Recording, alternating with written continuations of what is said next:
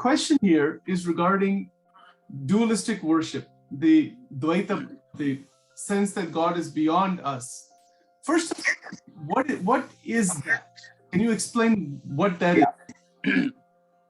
You know, I also grew up in the dualistic way of worshiping God as if God is separate from his or her creation.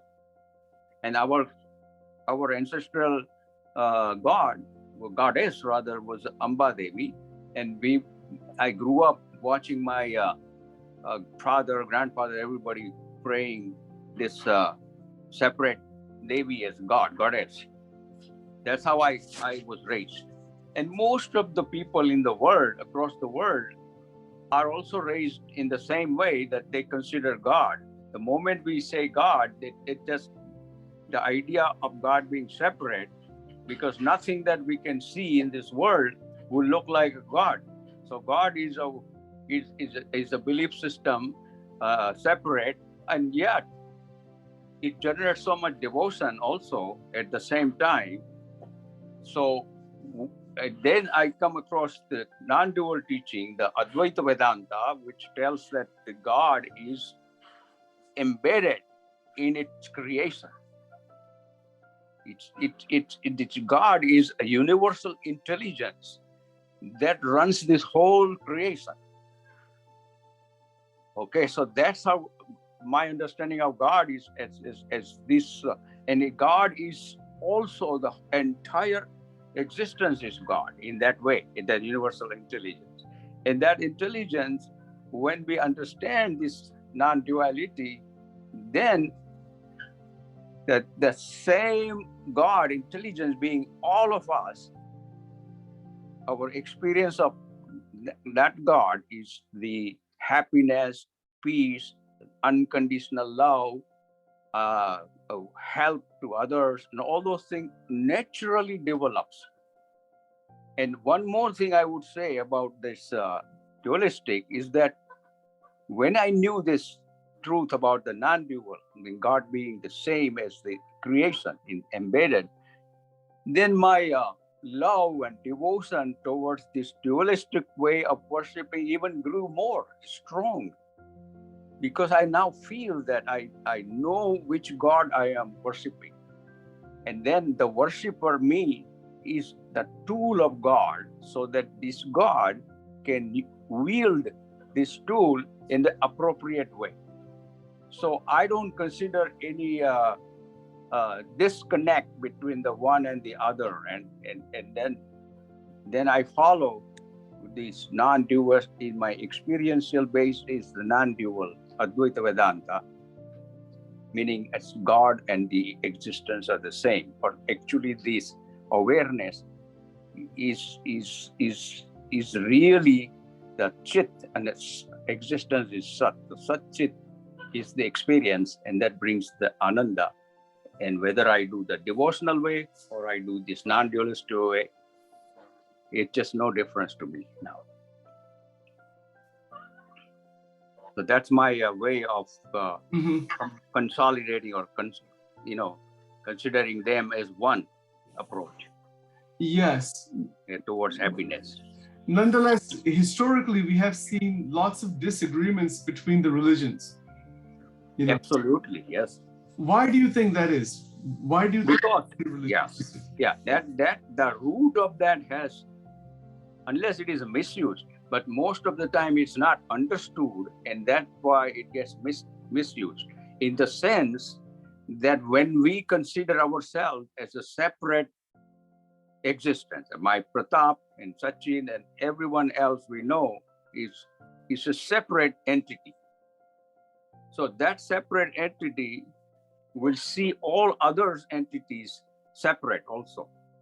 And then they combine, depending on the places and the time in which this creation, the mankind is growing up with the conditioning of the same, that this is our religion, this is our nationality, all those things, and then the religion, the religious people hold on to their religion as a separate religion from other religions.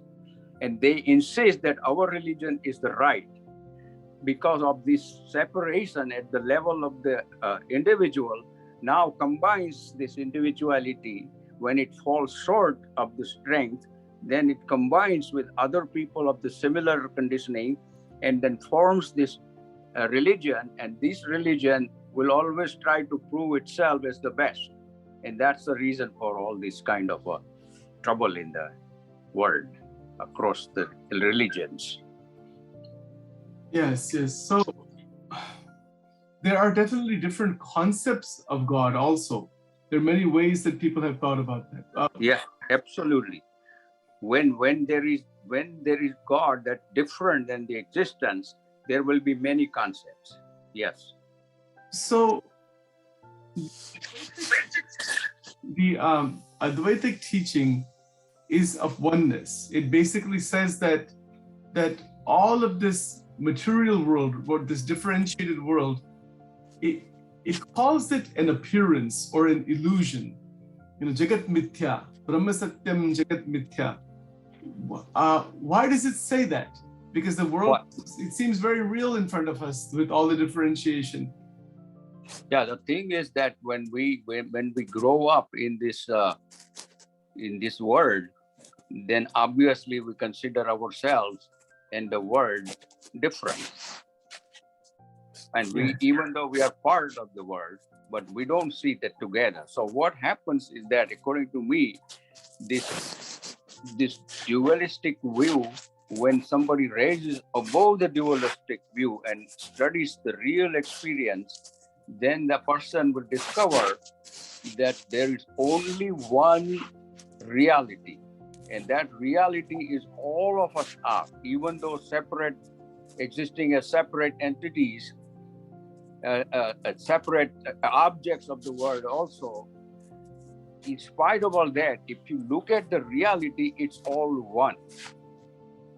So that oneness is never realized by most of the people. And that leads into the problems. But when we discover this oneness, the reality of all of that is the consciousness or awareness by which you are aware of the existence. And before the mind says that they are all different empirically by labeling them and storing as a memory in the mind, then this duality is only in the mind. Outside, it's not duality, even though it's a separation. So Brahma, Satya, Jagat, Mithya, it means that this Brahman, which is one whole undivided existence, of which the experience is the chit or consciousness, and this one existence, experience as consciousness, is Satchit, is the Brahman. Now this Brahman is appearing with these names and the forms and apparently different separate people. So it's apparent. It's not like that this appearance is different than the Brahman. That's a very important thing to understand, that they are both intimately one. Only then Brahman appears as names and forms and empirically named, and that gets considered as a separate, because each one has the memory in the mind. So that separation in the mind is considered as separation outside also.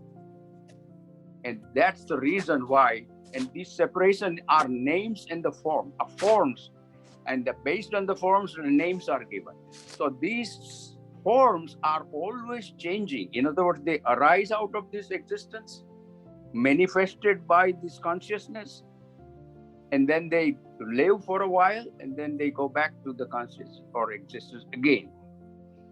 The 5 elements of this earth and the water and the fire and the air and the space, they make all these kinds of entities, the bodies and everything. That's all. Even at that level, you can see a little bit different, but it's one. And when they go back, then they come back also. So that has, if it is not understood and it's taken a real, in the absence of inquiry, you will always consider them as separate. And that separation, because they are forms, they keep on changing. And that changing is what we call mithya. And then we take the Brahman.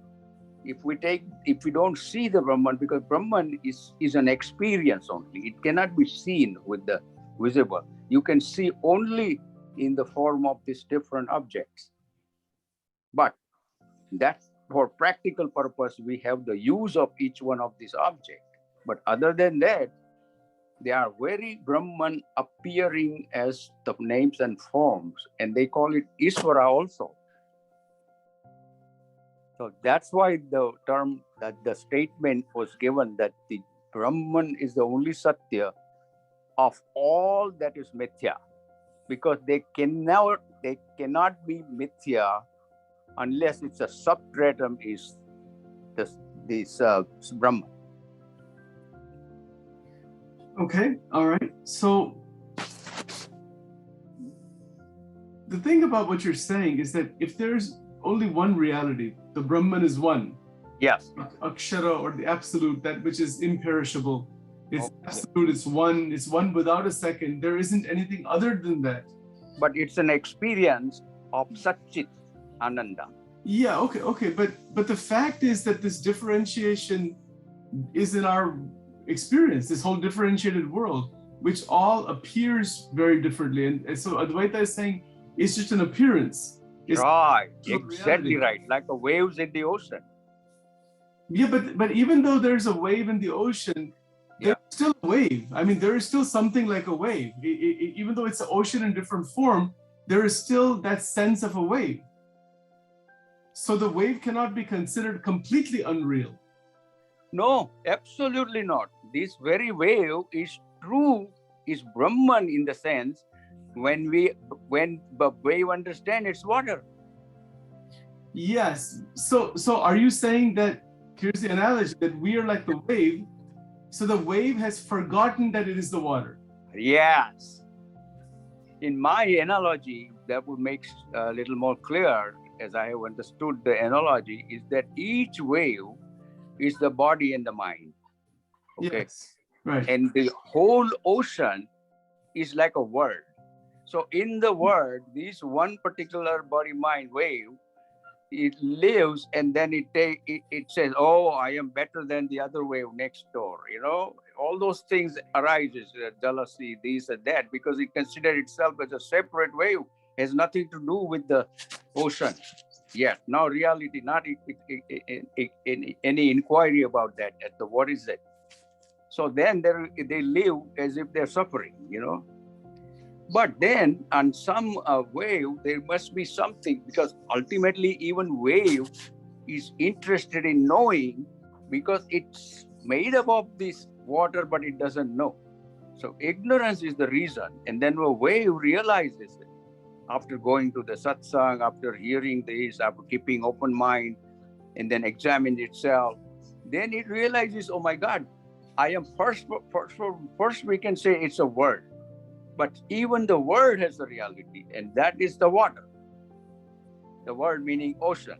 So now wave says that I am this water only, appearing as the word, appearing as the ocean, and then in the word, appearing as the ocean, I am really a wave. So that's how this line of inquiry leads you from the wave to the water. And then that means from the individual to the Brahman, from the mithya, because waves are mithya, right? They come and go, and they come out of the same water and they go into the same water. All right. So exactly, it fits the analogy. All right. So as far as devotional practices that are concerned, in any religion, in any tradition, what is your understanding about this? That devotional practices are actually just a purifier. It's just a way to purify the mind, to prepare. Right. That's how I understand that. It's a preparation. Yeah. It's a preparation through the devotion, through the sincerity, and you prepare your mind, because now that this kind of a wave is now interested as to why this suffering and all those things are happening, and then in the beginning, it will be this devotional approach, bhakta and Bhagwan, like that. Yes, yes. Even if you don't know this Bhagwan, at that time, the wave may not even know that there is I'm water. So then it will know at least that there are so many other waves like me, so we have to be same. And then it's a one word, with the different people appearing. All those things will happen to the wave. And then wave will totally devoted to this world as oneness, even though not complete, but it is a preparing itself towards the final truth of realizing that, oh my God, I am really water. So that's how I see the devotion, that all is right. a preparation. All right. So devotion is, it begins with the feeling of a dualistic sense that I am worshiping God in some sense or other. There's a dualism there. It begins that way, right? But it begins that way, exactly right. You know why? Because we see, again, instead of wave and all that, I can say, the one that we call is a one existence. It cannot be seen. Like awareness is also cannot be seen, right? So whatever we see is the names and the forms.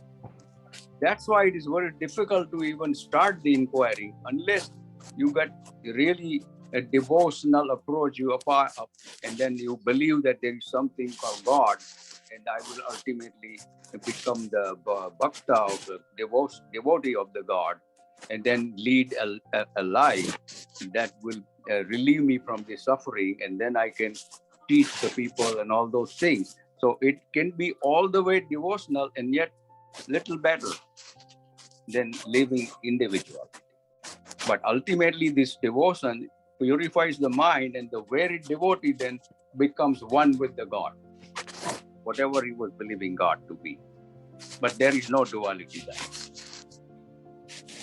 So that would be a state of going beyond the fluctuation of the mind. Going beyond the mind, beyond the thoughts and all that. See, Yes. when you see that it is a tree, then you stop at that point. You never inquire further, right?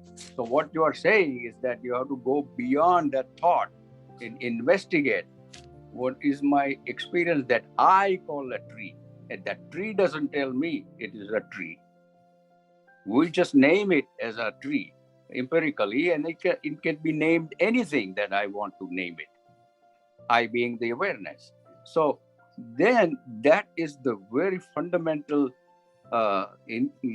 obstacle of not reaching to the non-duality, because we stop at this duality. And the beauty is that this duality only exists in the mind, because we name it and we store it in the mind. The outside world does not even say I am a different than the other objects next to me. Okay, so I have a question here for you. In Advaita, there are those teachers who explain it this way. They say Advaita or non-duality means not two. It does not mean one. The word Advaita doesn't mean one. It means not two. Right, not two, to be sure that it is one without the second. It's not relative to two or three, it is one. It's not like that. Because in our experience, we only experience being aware. Because you see, whatever this say example of the sun, awareness is like a sun. It sees all the objects, okay, in the planet Earth, for example. And then planet Earth does not say anything that I am what I am. That objects can never say. So sun says that, okay? So sun is the reality of these objects that it sees, right? Is the first step.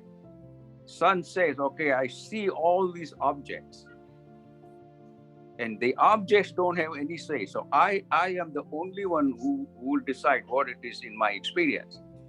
So then sun says, okay, this whole existence is nothing but experientially myself only. Yes. Yes. Myself only, because they don't say anything about them. So it is only myself. The first was like the Shankaracharya says in the Vivek Chudamani, the first is a discrimination of what is permanent, like awareness, and what is impermanent, meaning this appearance of the nama, rupa, and all those things that we take is as a word. But they are object, and as such, outside objects are only experienced as this awareness. So that awareness, then if you go further down, then you can say even empirically thought objects, like a dog and a tree and a man and woman and houses, all of them are nothing but experience only as thoughts. And these thoughts are at the zero distance of the consciousness. That's the next step, which says, oh, there is only subject, nothing like an object. It's only subject experiencing the subject. And that's why consciousness is only experiences consciousness. And that's why they say in Upanishada, Sarvam Khalu Idam Brahman. This whole thing is a Brahman. Because the experience is only one, and not only the subject, but we can say even subjectivity, because it's not some entity called subject. So it's an experience of subjectivity of everything that consciousness is conscious of. And that's why it is only one. See, that's the way this name of Advaita means not two, derived in that way. The subject is Sat for sure, whole existence. But it is not experienced without the being the consciousness. That's why it is labeled as one without the second. There is no second, only subjectivity. Entire world is nothing but the awareness itself. So how beautiful they have done. And then this very beautiful love, peace, and oneness, universal intelligence, which is named awareness, it has also designed this mind so that we can name all these appearances as a separate subjects or objects rather. And then we can deal with this knowledge of the non-duality as a truth in the way that we can work and relate to each species as per this intelligence that tells it, this is how you should behave with the mother, this is our father, this is sister, this is wife, this, that, all those relations, and the good people, the bad people, so-called evil people, all those things. We need to live in the world of duality, dealing with each one of them appropriately, and still remain free of the suffering, because this Advaitic knowledge is now going to help that particular mind body. Okay, yes, exactly. So the sense of interconnection with others is still an intermediate stage. Yes, I would say not even intermediate, but it can be even the final. Because the only use, as I see, that this very important truth, the discovery of the truth of we are all one, helps us to live. Of course, we have to live in the dual world, right? With the people, with the other non-insentient beings and everything. Right. Mind and body being very limited in itself. But our reality is not limited. So this unlimited reality will now use the mind bodies of all existence, all separate existence, even if they are mithya. Yes. Then it will use appropriately. And the one who knows this non-duality truth will not get attached to any separate objects and will not suffer. and will not suffer if the forms of the himself or herself changes and ultimately becomes one with the existence. So No suffering, no death, no birth. So it seems to me that there is a great realization of the nature of differentiation, fragmentation, polarities, all these things you can see what they are.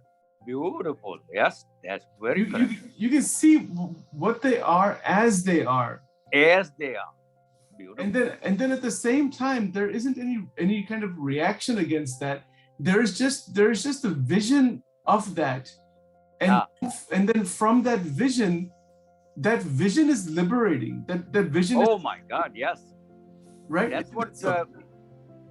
That's what Krishnamurti always said, that when you see the false as the false, you are seeing the truth. And this truth will liberate you by guiding you. So the interesting thing about this liberation then is a state of masterfully navigating the plural world, the pluralistic world. One can masterfully navigate. So in Angel, when we talk about self-mastery, I could not have said better. Yes. Right. Can you say something about this? Yes, exactly. That's what you really said. That this beautiful truth that we realize through this Advaita, in our experience, it's not a belief system or anything. That helps us, like you said, navigate through this diversity, through this different people, through this people or the objects which are mithya or changing or taking birth and then dying again. Okay. So we remain free, and yet we deal with them with so much love and all that.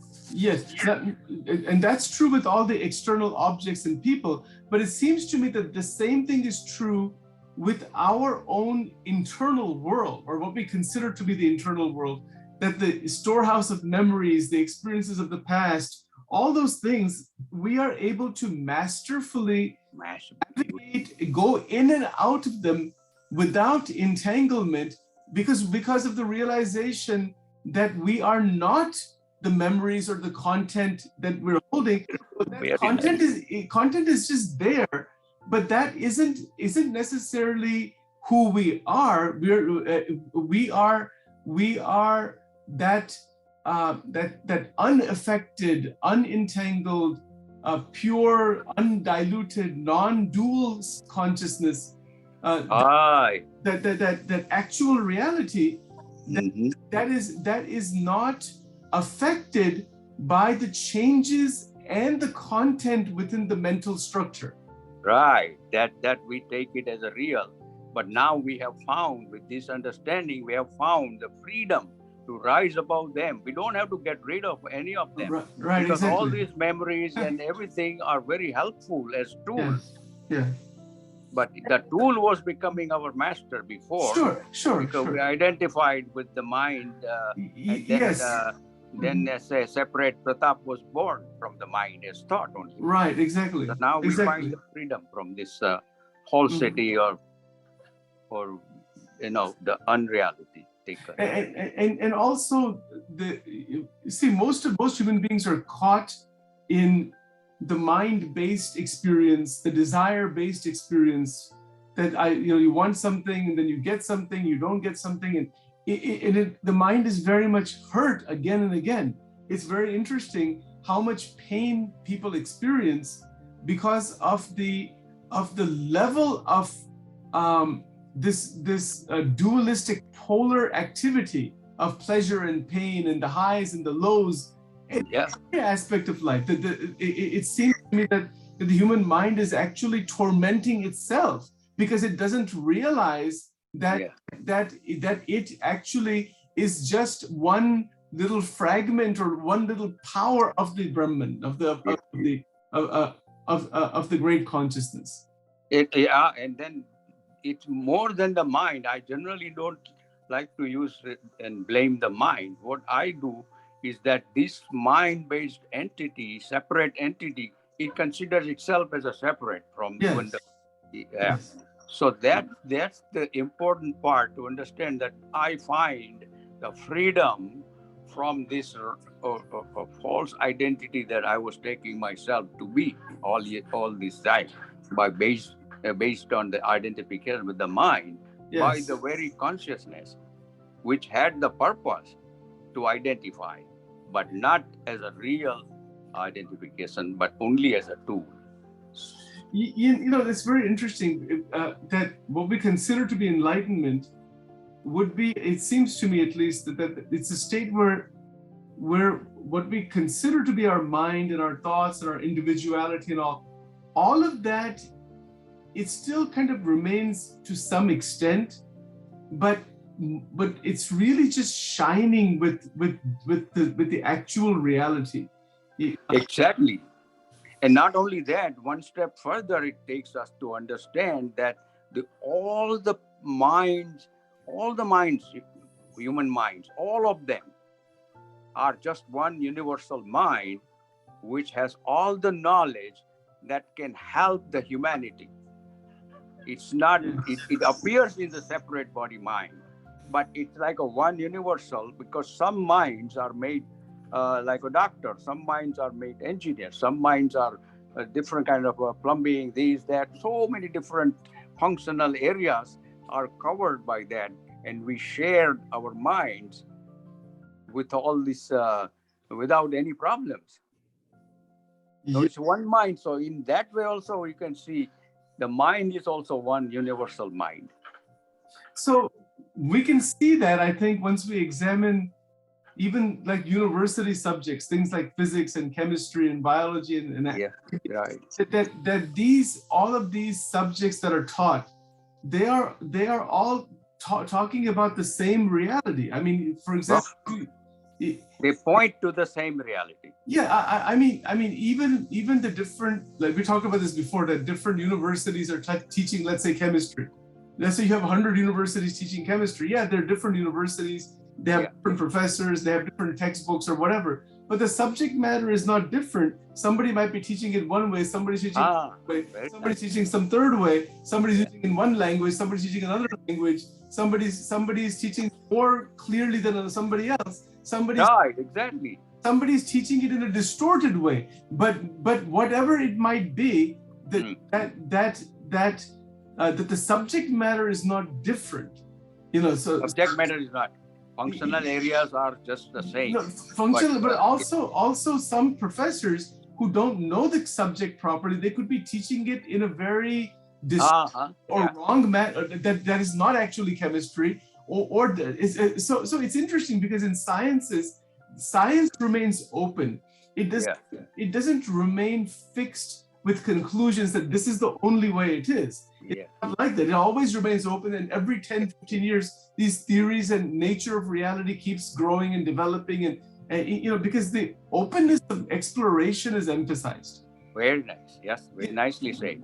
And it seems to me that in spirituality, or what we call spiritual evolution, that openness of exploration is fundamental. But in terms of traditional religious practice, as a practice, it's one thing, purifier is one thing. But when there is ideological entrenchment that is divisive, the exploratory spirit comes to an end at that point. Right. And more so in the sense that when it is functional areas, even the identification won't harm us as much because the functional area. Yeah. But when it comes to the psychological content of the mind, these very identification is taken real, like a nationality, religion, caste, creed, opinions, beliefs. All of those things are taken so much as a real, just like a functional area is taken real, which is not a harm, that much harm. But these areas have created this disaster in the world. Yes, exactly. And it's created that divisiveness from the individual all the way up to the global level. Right. From individual to families to communities to nation states to all different kinds of political boundaries. You Yes. just, even though there are beautiful cultures and different languages, but the commonality that we are all using words. Words may be different, but we are speaking. The activity of talking is the same. Yeah. Understand that my views are labeled only Hindu, and somebody else's views, depending on the place that people were born, it is labeled as Muslim or Christian or Jewish or whatever other names or labels are given. But underneath the label, it's just the good knowledge that they have, that we can share that also. You know what's interesting about this? That if you were to draw this analogy, let's just stay with the university classes like chemistry. You have 100 universities that are teaching chemistry. Okay, fine. There's also all levels, from associate's level to bachelor's to master's to doctoral to postdoctoral. There's more and more advanced studies in this as one goes further and further and further, right? So nobody can say that they have come to the end point of what is chemistry. Yes. Nobody can say that. Now, if you were to compare that to the utterances of the rishis in India, particularly, they have stated neti, na iti, that there's no end. They say that that at some point the mind and the thoughts and everything cannot describe even that. It is anirvachaniya. It cannot be described at all. It is indescribable. But whatever it is there, like where language itself falls short. So language, yes. Right. And yes, of course, language always will create the duality. Which is an indication that whether it is dualistic religious practice or whether it is non-dualistic inquiry or whatever approach one may be taking, there needs to be very, very clear open mind, that the mind needs to be open to the experience that it is going to get or to the state that it is going to get from whichever approach one is taking. What do you say about this? Yes, when the mind is open, then only it can receive.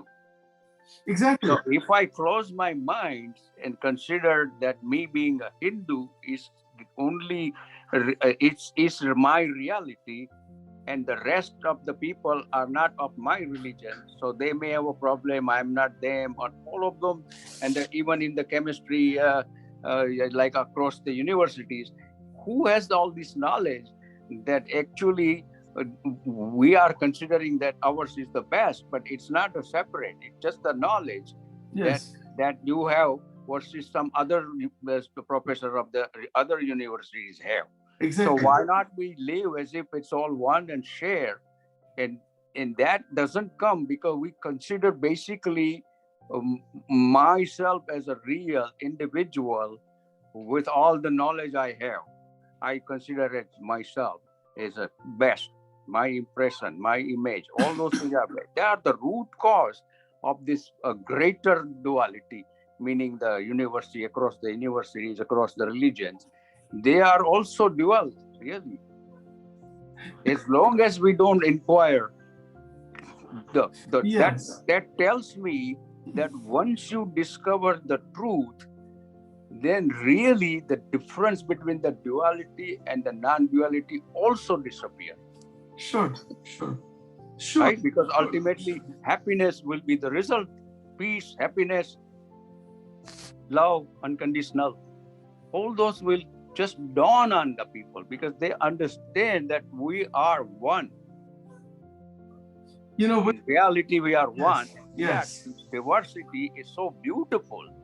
It's just the Leela that these scriptures say, right? It's a Leela.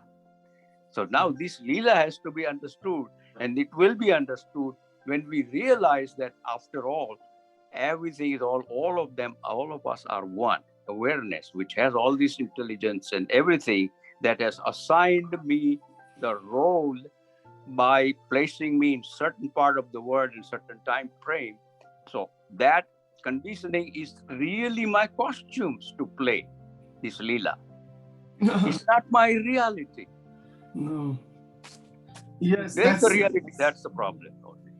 yes, definitely, definitely. I mean, even our thoughts, our emotions, our memories, these things create to a large extent the dream world at nighttime. You know, at nighttime, the individual the dreamer is dreaming, dreaming all this thing. And again, if we are talking about personal transformation, which is the second major component of the program, the transformation, it seems to me, and see, I'd love to hear what you have to say, but in my mind at least, it's referring to a jump from this massive sense of oneness with the personal identity and all the chaos that's within it, which shows up at nighttime, you know, in the dream state. Yeah. But when one is evolved out of that, even though the memories and everything are still there, I mean, somebody can remember their family, they can remember the childhood, they can remember everything, but they are evolved out of that. Yeah, exactly. So there's a transformation. That word transformation would be applied to the mind, where it begins to resonate with the impersonal consciousness and no longer is just stuck with the content within it. Right, exactly. That's very well said. That's how one should realize that this diversity is a seeming diversity, apparent diversity. It's not real. We are not really different. It's a one creator, consciousness has written the script of this drama, and he's directing also everything this does. We are playing this role that he has assigned. So my teacher used to give the example of the puppet master.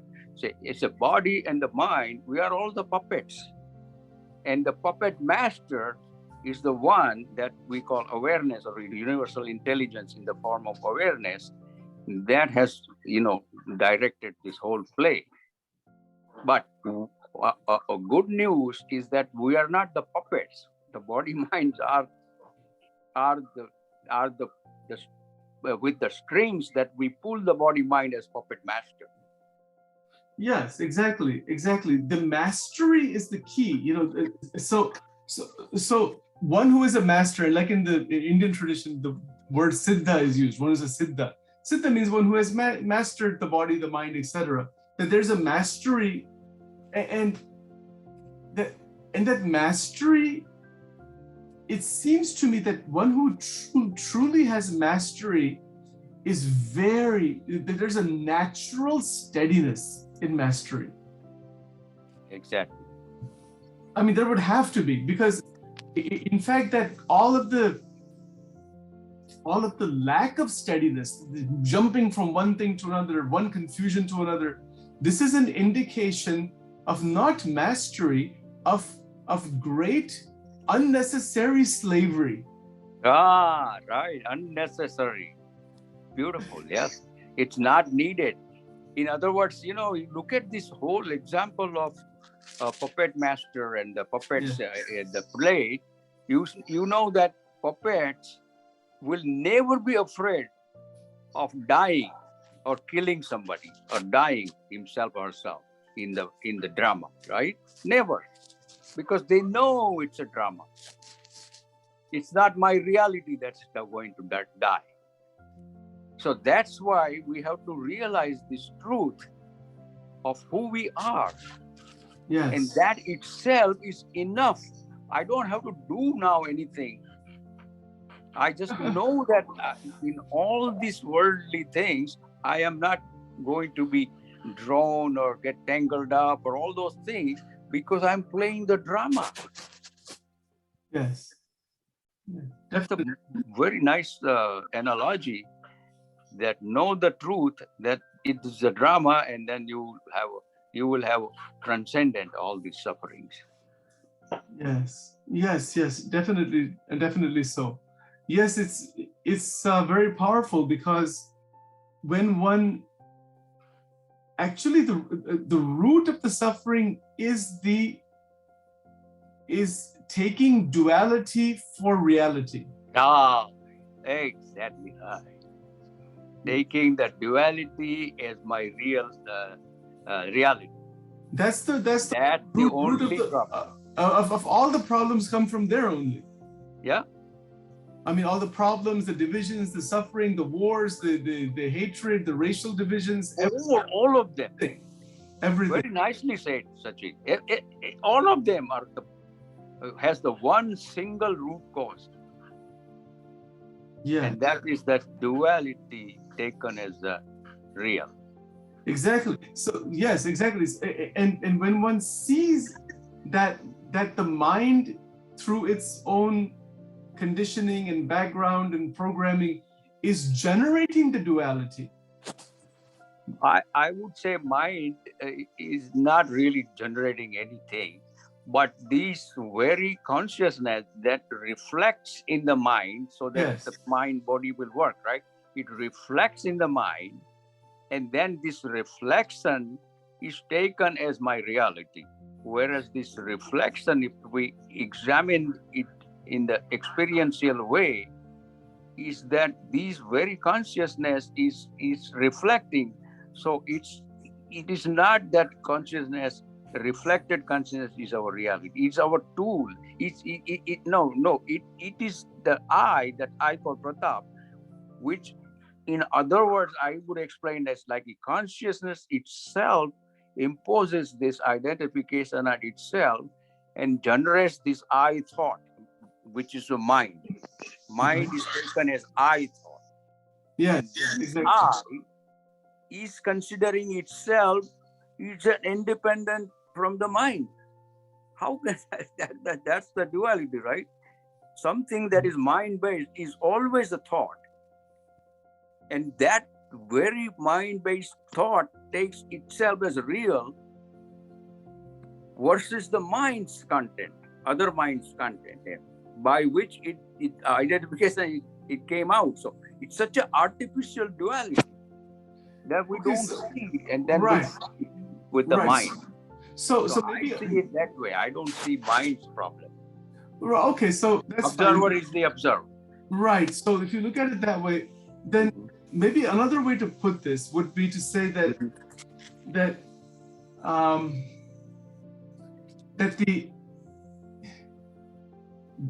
the experience of duality itself, whatever the cause may be, whatever the reasons for that may be, however it's happening, the one that appears as the many, the experience of duality, diversity, to play in that diversity and to not be overrun by the diversity as the reality, but to play in the diversity is liberated living. Right. That's the concept of Leela, that it's a divine play. It's a play, that you are playing inside the reality of the names and forms, but there is no sense of any permanency in any of it.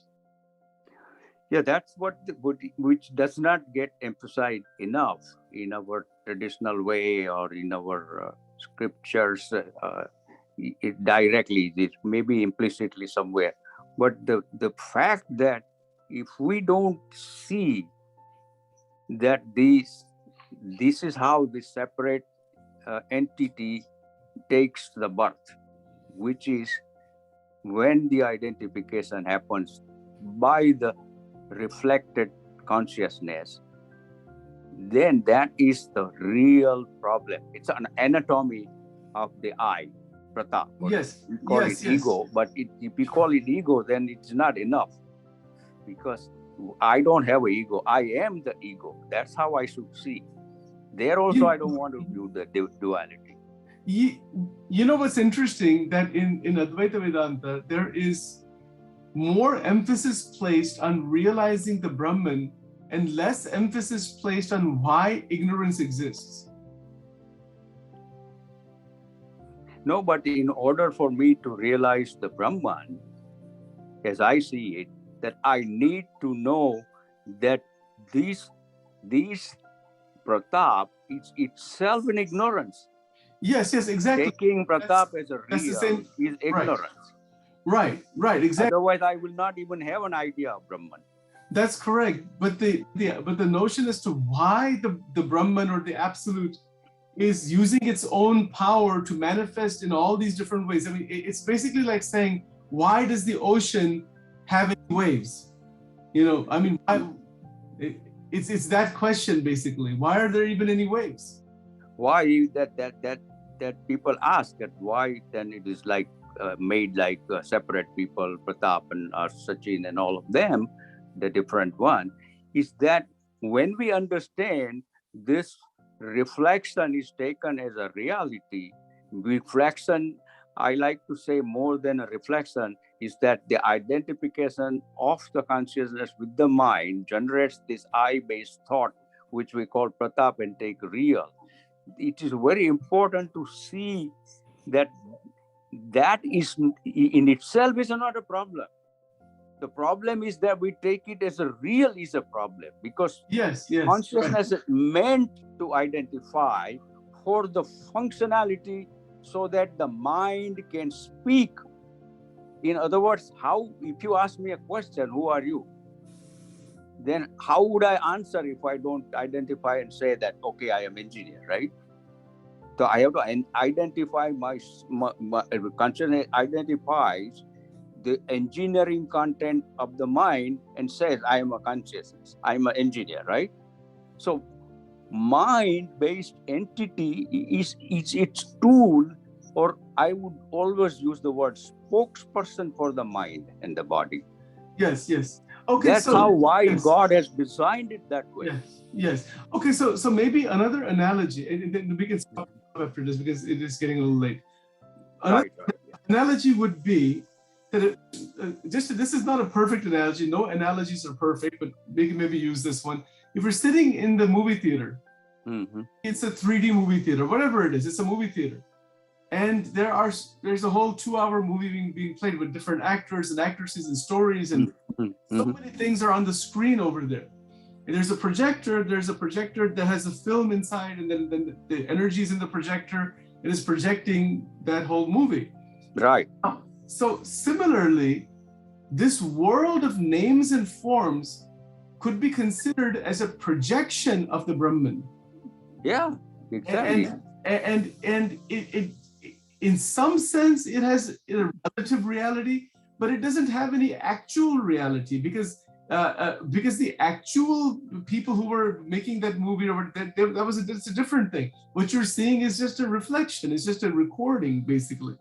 You know. So, yeah, exactly. That's how it is intended by the Brahman to appear this in way. This diversity. Yes.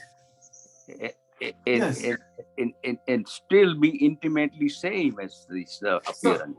So if you take that same analogy of the movie theater, you have a projector, a projecting system. It has light source. It has the light source. It is impersonal. It doesn't matter which movie you're playing. It will shine on any movie, and it will play that. It will show that those images. Right. Yeah, exactly. This light is only seen as hero, heroine, and all those things. Exactly. The reality of all the diversity of the players of the movie are nothing but one light. Exactly. It's one light that is appearing in many different ways based on the film itself. Right? Yeah. So similarly, there is the psychological consciousness that is the film. The light is the actual impersonal consciousness that is shining through psychological consciousness, and then that gives us the experiences of the world. Yeah, you can say that. Yeah. Right. So all that is needed then is to awaken out of that sense that this world is the actual absolute reality. It's a relative coming and going. That's all. Yes. That's all it is. I mean, so for example, I went to see this movie the 2 weeks ago. This movie a Top Gun movie that has been redone again after 10 years. It's about the flight and all that. And I had seen the original movie many years back. It's like the best hit. Amazingly done. So I was in that theater. I was watching it. Obviously, we had experiences of certain heartbeats going up, and we were interested in a certain story. And but at the same time, we never forget that that's not the reality. But when we're in it, we are experiencing the diversity of it. But a problem would come if a person forgets that it's a movie and they're so lost in it, it becomes real for them. Now you're in real trouble. And that the one of the reasons why you enjoy the movie is because it has all those things that are taken as real for temporary purpose. Well, right? The same heroine, all those things, we take it as real, and they are unhappy or suffering, then we also feel their pain, right? So maybe another. So that is meant to enjoy the movie, because deep down we know it's not all real. Yes, and so one more thing we can say about this: we can choose which movie to put in the movie projector. We can choose that, so self-mastery, personal transformation, ideas, that to choose what kind of life we want, which would simply mean that Sachin can choose that I want to have these types of experiences in my life. I can take steps in the relative world to make that happen. Right, yep. Right, but in making that happen, that is my choice, that I want to experience the relative world this way. Because you're still living in the material, in the relative world. So what that would mean is that there is a deliberate choice about what to experience in the material world, given the possibilities that are available to us. Given the possibility that are available to us. Yes, and that exactly. Possibility also, as Sachin, as consciousness has the choice. Yes, exactly. So in reality, then, once one dips into the consciousness, then and this is what they say about siddhis and like there's lots of spiritual powers that they talk about, that what you wish something, it will happen. You want to see something, it'll happen. Because it happens in the world outside, because the world is a projection from the consciousness. Ashtasiddhi, like 8 siddhis, Navnidhis, all these extraordinary yogic powers that are talked about. What is that? That is a way of changing the experience in the waking state. Exactly, but the thing is that until we realize who we really are, that's the must condition. Exactly. Otherwise, you cannot change anything. Because in the dream analogy, as soon as you wake up, that dream was never existed. It was a false, right? So same way, in the waking dream also we have to wake up. But Pratapji, that's right. But now, while the waking life we have, it seems to me that there is an awakening in the waking life. Right, exactly. That is what I wake up from the dream-like quality of the waking state. Yes, exactly. And when it's really awake in that, it's like what J. Krishnamurti, that dialogue with Anderson. I mean, I've watched it so many times over the last 10 years. It is so tremendous.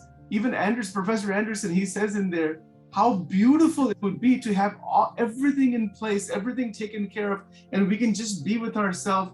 And when Krishnamurti is talking about meditation, he basically says that when you are resting, you are then, there is access to that unknown dimension.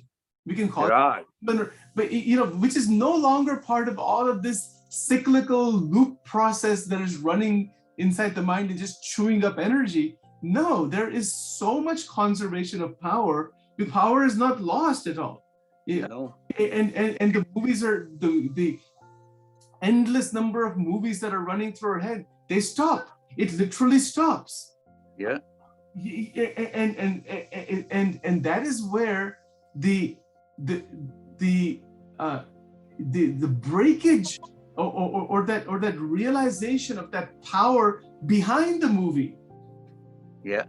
You know, it's like you realize you are that energy inside that projector, inside that light bulb. You are, that is you, that is the energy is you, and then this mental structure and this programming and conditioning is what's projecting everything, including the body, mind, the outside world. All of it is a projection, essentially. Right. Yeah. Right. But you have to realize that. But so Vedanta is saying the physical body, Sthula Sharira, Sukshma Sharira, Karana Sharira, and, you know, the three bodies, the three gunas of Maya, Sattva Gun, Raja Gun, Tamo Gun, the three states of Jagrata, Swapna, Sushupti. All of this, these three, none of these things are the actual reality. They're relatively present as projections. It's like even this body is like a, you know, like in the Gita says, and it uses the analogy of a piece of clothing, that you, just as you change your clothes every day, you change bodies from one to the other, but you're the same being. You're not anything different. You know, so the Bhagavad Gita talks about this. So it's fascinating when we are that awake, to be awakened to that stage. So just to wrap this up with our original question, just one final thing I want to ask you. It seems that there is this beautiful link between this dualistic worship and this non-dualistic realization. Right. Yeah. Would you like to make any closing? Yeah, because that when you realize the non-dual truth, as I said, then this world, the dual world, doesn't remain as dual as it was before the realization. Yes, exactly.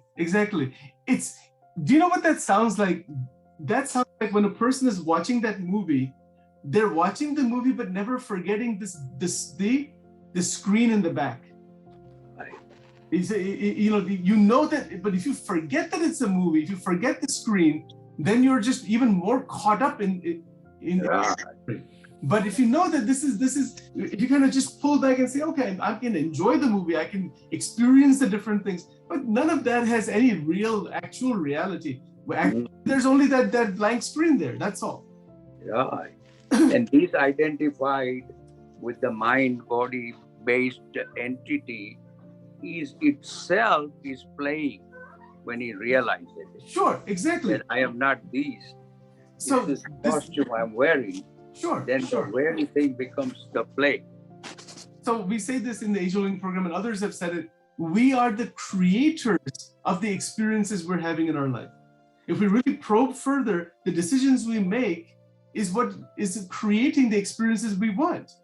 Yeah, but we are not in that mastery state. We're just functioning based on impulse and drives and conditions, exactly. and all this program stuff, which also has a purpose. We just need to be able to masterfully use that material that's been given to us. Right. Yep. Okay. So we'll pick it up next time. Thank you very much, Pratapji. Very interesting. Anything you want to say before we close? No, I think we just mutually said almost that were needed to be said on this topic. On this subject, right? Okay. Yeah. All right. So next time, what we will do is I want to ask you next time about this whole notion of of control. The problem of control. Who is the controller? Many people talk about this all the time. That in our field psychology, we say it all the time, right? That Exactly. Control your anger, control your emotions, control. So exactly. What is control? One question. Where is control needed? Yep. Where does control become problematic? Right. Control actually create even more difficulty. So we'll touch this subject next time. Right. Okay, we will talk about that. Yeah. Okay. Thank you, Mr. Bhatt, very much. Excellent conversation, and thank you for all your insights on this. We will continue next time. We'll stop this here right now.